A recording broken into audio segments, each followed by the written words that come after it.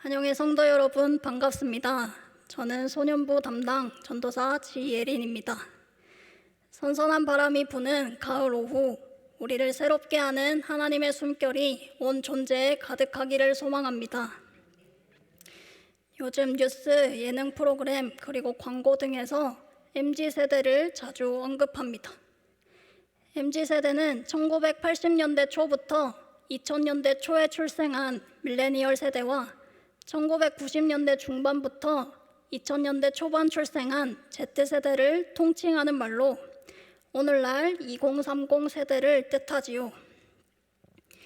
이 세대의 특징 중 하나는 MBTI 성격 유형 검사를 즐긴다는 것입니다. 이 검사를 하게 되면 16가지 성격 유형 중 하나의 유형을 알게 됩니다. MZ세대는 이를 토대로 자신을 파악합니다. 사실 자신이 누구인지 알려면 타인과의 접촉하고 그리고 대화하는 것이 무척 중요하지요. 그러나 팬데믹으로 인해 타인과의 만남이 제한되면서 간단한 질문으로 쉽게 자신을 파악할 수 있는 이 도구에 매료된 것입니다. 나는 누구인가에 대한 물음은 비단 청소년과 청년들만 던지는 질문은 아닙니다. 어린아이도 양육자와의 애착 관계를 통해 자신을 파악하고 장년들도 반복되는 일상에서 존재의 의미를 묻습니다. 어르신들도 지나온 삶을 반추하며 나는 어떤 사람이었는지 질문합니다. 이렇듯 시대가 변해도 모든 세대는 나에 대한 물음을 피할 수 없습니다. 저와 여러분은 특별히 나는 누구인가? 라는 질문에 하나의 분명한 대답을 내놓습니다. 나는 그리스도인입니다. 그럼 우리에게 있는 이 그리스도인이라는 정체성은 언제 우리에게 주어졌을까요? 그리스도인이라는 정체성은 무엇을 의미할까요? 오늘 말씀을 통해 함께 살펴보기를 원합니다. 오늘 본문은 예수님께서 요한에게 세례를 베푸신 그 사건을 마태가 기록한 것입니다. 마태는 특별히 유대계 그리스도인, 즉 유대인이지만 그리스도를 믿는 그 사람들을 위해 썼습니다.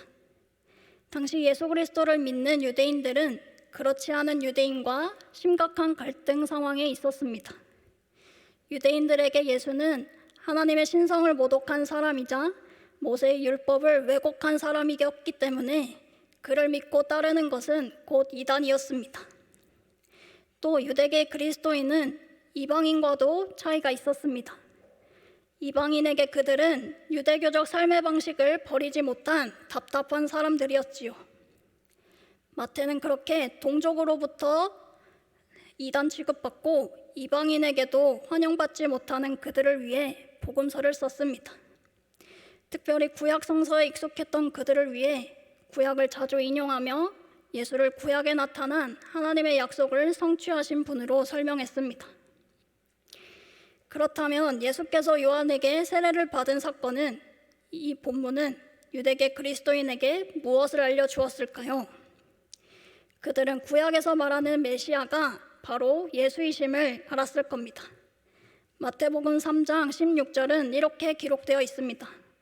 예수께서 세례를 받으시고 곧 물에서 올라오실새 하늘이 열리고 하나님의 성령이 비둘기같이 내려 자기 위에 임하심을 보시더니. 아멘. 요한이 예수께 물로 세례를 베풀자 하늘이 열렸다고 합니다. 즉 하늘이 갈라진 것이지요. 물 그리고 갈라짐을 보니 떠오르는 이야기가 있습니다. 바로 모세가 이스라엘 백성과 함께 애굽을 탈출할 때 홍해가 갈라진 사건입니다. 출애굽기 14장 21절입니다. 모세가 바다 위로 손을 내밀매 여호와께서 큰 동풍이 밤새도록 바닷물을 물러가게 하시니 물이 갈라져 바다가 마른 땅이 된지라. 아멘.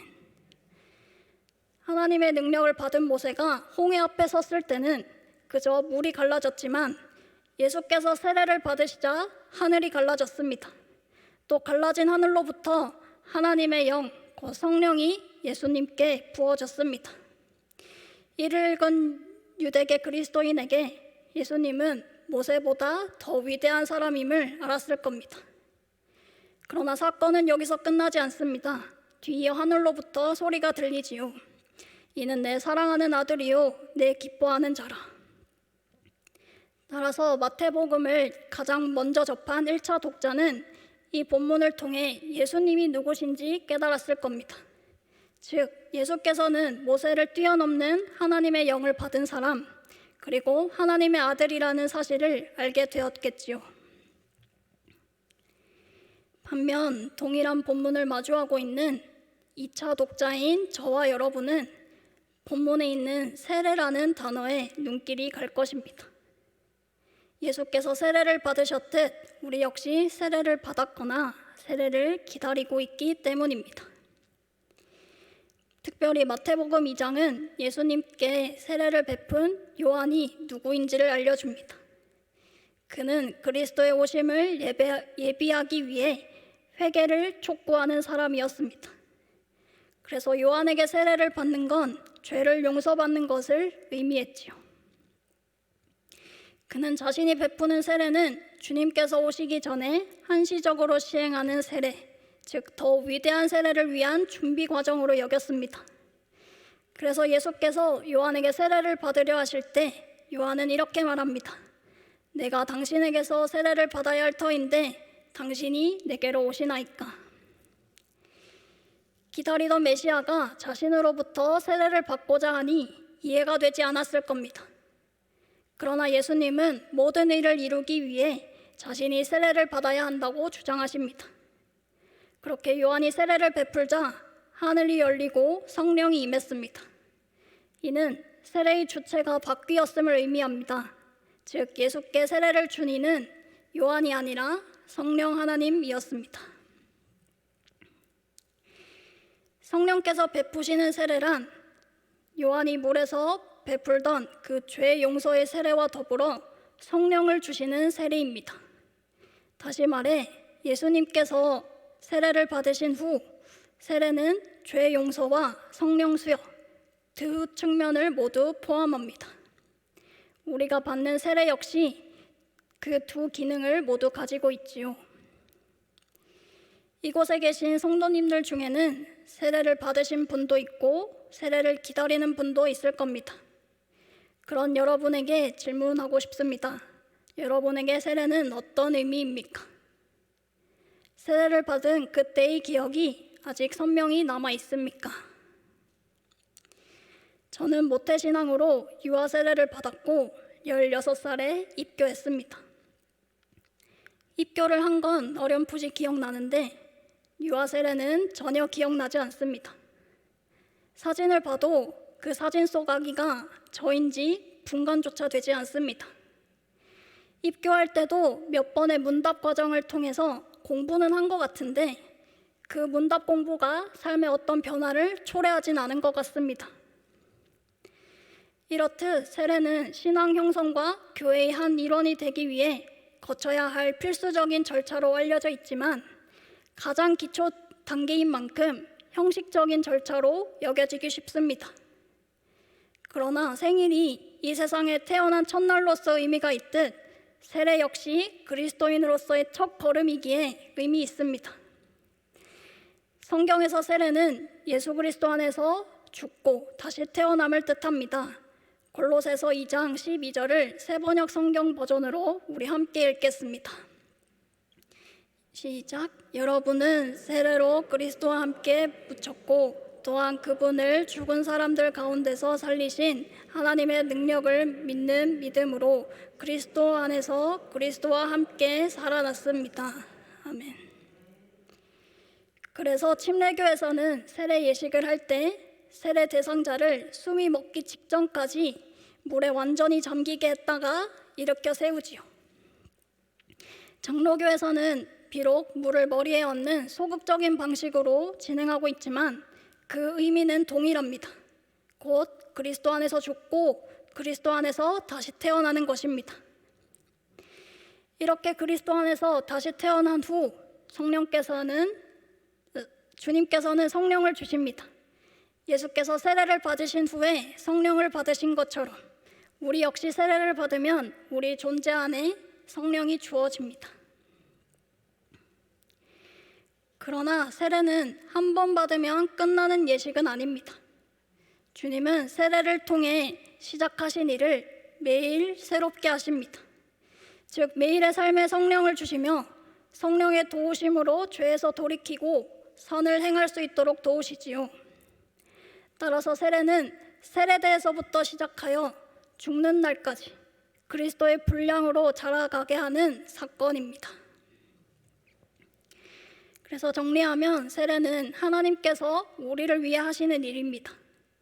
세례를 통해 주님의 죽음과 부활에 참여하게 하시고 성령을 선물로 주십니다. 이후 날마다 성령께서 우리 존재 안에 거하시며 우리를 도우십니다. 기억나지도 않고 믿음이 없던 그때 주님께서 베풀어 주신 세례는 우리의 인생을 그리스도에게로 인도합니다. 그래서 태어난 지 얼마 되지 않았을 때 받는 유아 세례도 의미 없다고 할 수 없습니다. 세례는 전적으로 하나님께서 베푸시는 일, 곧 은총의 행위이기 때문입니다. 걷지도 말하지도 못하는 그때 하나님께서 그를 자신의 자녀이자 기쁨으로 삼으십니다. 그렇게 시작하신 일을 마치실 때까지 성령께서 그와 함께 하십니다. 그리고 도우시지요. 그래서 유아 세례를 받는 그 아이의 양육자는 이 약속을 믿음으로써 주님께 자녀를 내어드려야 합니다. 세례가 이처럼 하나님의 은총의 행위라면 세례 전에 하는 교리교육과 문답은 어떤 의미를 지닐까요? 우리가 속한 대한예수교 장로회 통합교단에서는 세례 전 일정 기간 동안 교육을 받고 문답 과정을 거칩니다. 유아 세례에서는 특별히 양육자가 이 과정에 참여하게 되지요. 사실 과거 초대교회에서는 그리스도인이 되겠다고 찾아온 사람에게 복음을 먼저 알려주지 않았습니다. 그에게 가장 먼저 던지는 질문은 당신은 무슨 일을 하고 있습니까? 였습니다.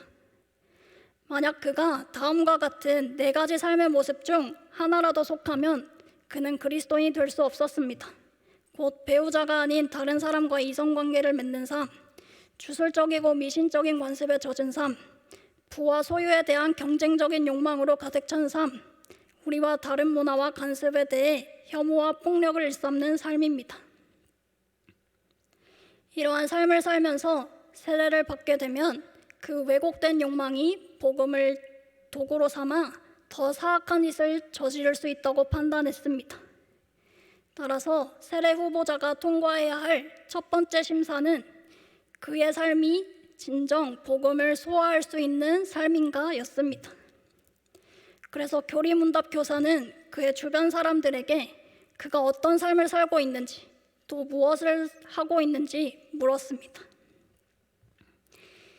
그렇게 첫 번째 심사를 마친 이는 두 번째 심사가 있기 전까지 그의 행동과 성품 등을 고쳐나가야 했습니다. 두 번째 심사 역시 삶에 관한 것이었기 때문입니다. 두 번째 심사에서도 내가 믿는 바가 무엇인지, 교리에 얼마나 익숙한지, 성경 구절은 얼마나 외우고 있는지 묻지 않았습니다. 오히려 가난한 자를 당신은 어떻게 대하고 있습니까? 물었습니다. 따라서 교리문답 교사는 후보자와 함께하며 그가 먼저 몸으로 복음을 살아낼 수 있도록 도왔습니다. 이 절차를 거쳐야만 복음을 들을 수 있습니다. 그래서 복음은 두 번째 심사를 통과한 후에야 들려졌습니다. 이처럼 초대교회에서 세례 후보자에게 가장 먼저 제시한 것은 성경 지식도 복음도 교리도 아니었습니다.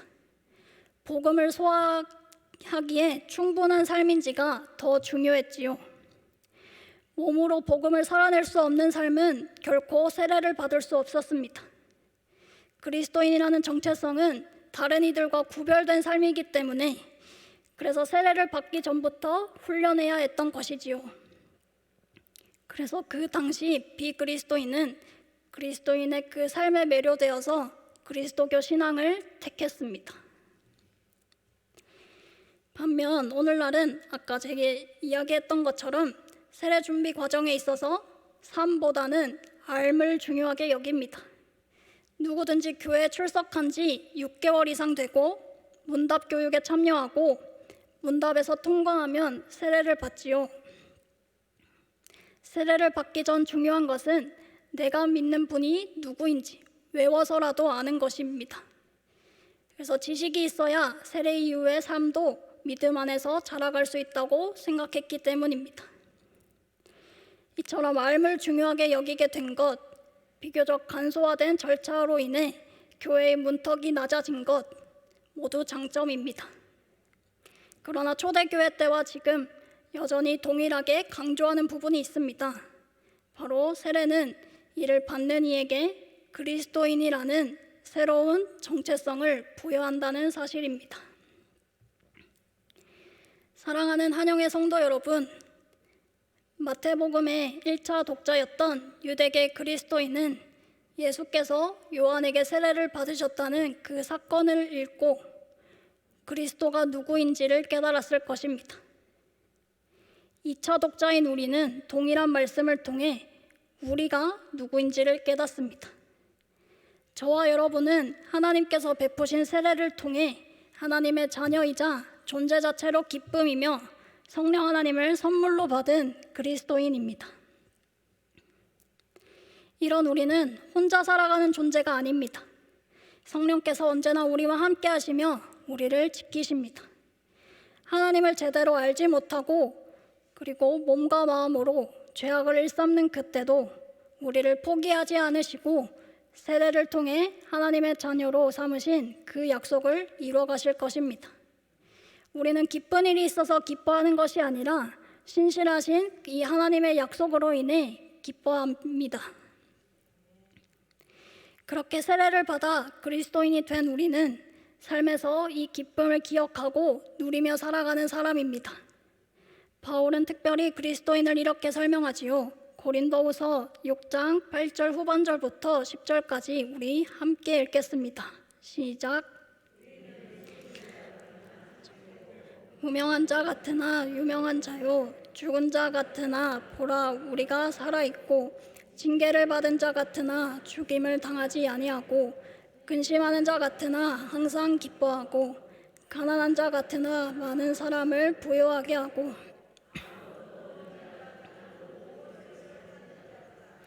아멘. 언제나 우리에게 새 생명을 주시는 주님, 우리와 함께 하시는 주님이 우리의 유일한 위로이자 기쁨입니다. 성도 여러분, 다음 주일 2부 예배 시간에는 세례 입교식이 있습니다. 세례 입교 예식은 세례를 받는 이뿐만 아니라 예배드리는 모두를 그 자리로 초대합니다. 교회는 하나님 아버지의 자녀가 된 사람들의 모임으로 가족 공동체입니다. 세례는 바로 이 가족 공동체에서 이루어지는 주님의 일입니다. 따라서 세례받는 이가 그리스도인의 이름으로 새로운 삶을 시작하는 예식이기도 하지만 세례받는 이를 가족의 일원으로 받아들이겠다는 예식이기도 합니다. 그래서 여기에는 새로운 가족을 잘 돌보고 더불어 살아가겠다는 우리 공동체의 결단이 필요합니다. 새로운 가족이 된 그 세례받는 이를 기쁨으로 환영하고 받아들여 주시기를 바랍니다. 또한 이미 세례를 받으신 분은 세례 입교식을 통해 주님께서 주신 그 약속을 다시 마음에 새기는 시간 되시기를 바랍니다. 아무것도 모를 때 주님께서 세례를 통해 약속하신 바를 지금도 이뤄가고 계십니다. 마찬가지로 내가 누구인지 잘 모르겠고 반복되는 일상에서 나를 잃어버린 지금 이 순간에도 주님은 여전히 우리를 자신의 소유로 삼으십니다. 이 기쁨이 날마다 기억되기를 기도합니다. 그리고 그 기쁨을 삶으로 살아내는 저와 여러분 되기를 소망합니다. 기도하겠습니다. 세례를 통해 우리를 자녀 삼아 주신 주님, 어두움 가운데 있던 우리를 빛으로 인도하여 주셔서 감사합니다. 이 시간 우리에게 부여된 그리스도인이라는 정체성을 다시금 기억합니다. 그리스도 안에서 죽고 다시 태어나 주님의 소유가 되었다는 사실이 우리의 유일한 기쁨이 되게 하시고 이 기쁨을 삶에서 누리게 하옵소서. 내가 누구인지 몰라 방황할 때 주님이 주신 이 기쁨을 다시 떠올리게 하옵소서. 다음 주일 세례식이 있습니다. 세례 및 입교를 받는 이들과 그들을 가족의 일원으로 받아들일 모든 한영의 성도에게 기쁨이 되는 시간 되게 하옵소서. 예수 그리스도 이름으로 기도합니다. 아멘.